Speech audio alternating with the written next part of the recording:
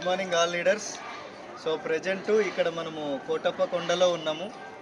మన గురూజీ ఎంఎస్ఆర్ గురువు గారు నిర్వహించినటువంటి కోటప్పకొండ బూట్ క్యాంప్ 16లో మనం ఉన్నాము.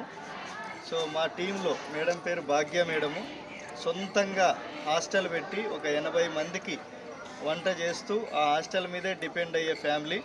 సో 24 గంటలు ఎప్పుడు బిజీ మైండ్ తోటి ఉండి సో బూట్ క్యాంప్కి టైం ఇవ్వలేని పొజిషన్.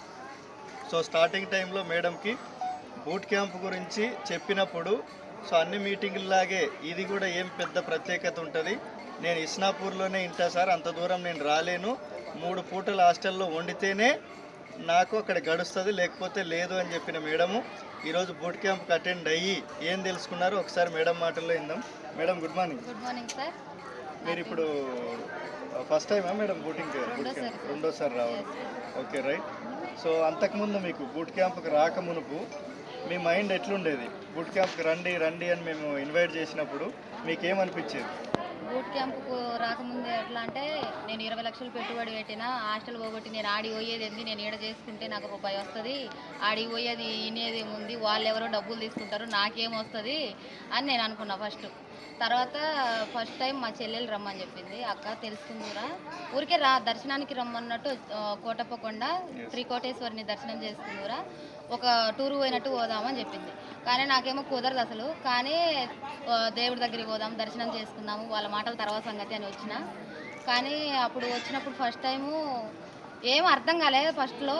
కానీ శ్రీలత మేడం గారు లోపల కూర్చోబెట్టిర్రు, వినండి ఖచ్చితంగా ఇది వింటే మీ మైండ్ సెట్ మారుతుంది అని అంటే, నేను ఏం మైండ్ సెట్లో వీళ్ళు డబ్బులు తీసుకొని నన్ను పిలుస్తున్నారు అనుకున్నా. కానీ ఇక్కడికి వచ్చిన తర్వాత నాకు అర్థమైంది ఏంటంటే, హాస్టల్లో నేను చేస్తేనే పైసలు వస్తాయి, నేను చేయకపోతే నాకు ఒక్కరోజు నాకు తలనొప్పి వచ్చి నేను ఇంట్లో పడుకుంటే ఆ మరుసటి రోజే నా హాస్టల్ మొత్తం ఖాళీ అయిపోతుంది. కానీ ఇక్కడ నిలబడి చేస్తే ఖచ్చితంగా సక్సెస్ ఉంటుంది, 3 తరాల ఇన్కమ్ ఉంది అని తెలుసుకొని నేను మళ్ళీ బూట్ క్యాంప్కి రావడానికి కారణం అదే. ఖచ్చితంగా ఇది 2వసారి బూట్ క్యాంప్కి రావడం. ఖచ్చితంగా ఎంఎస్ఆర్ గురువు గారి ఆశీస్సులతోటి ముందుకు నడవగలుగుతాం, నడుస్తాం కూడా.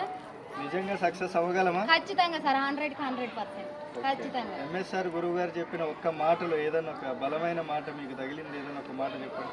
ఎంఎస్ఆర్ గురువు గారు చెప్పిన ప్రతి ఒక్క మాట నాకు కనెక్ట్ అయింది సార్.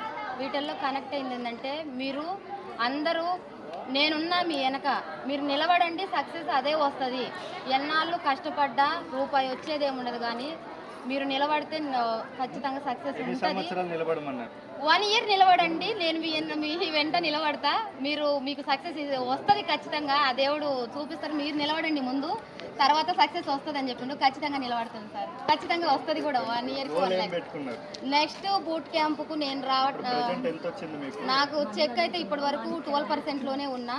నా చెక్ ఫస్ట్ 450 వచ్చింది, 12%లోనే ఉన్నా. కానీ నెక్స్ట్ ఖచ్చితంగా 1 ఇయర్కి నా మ్యాక్సిమం కనీసం 50,000 అయినా తీసుకోవాలని నాకు గోల్ సార్.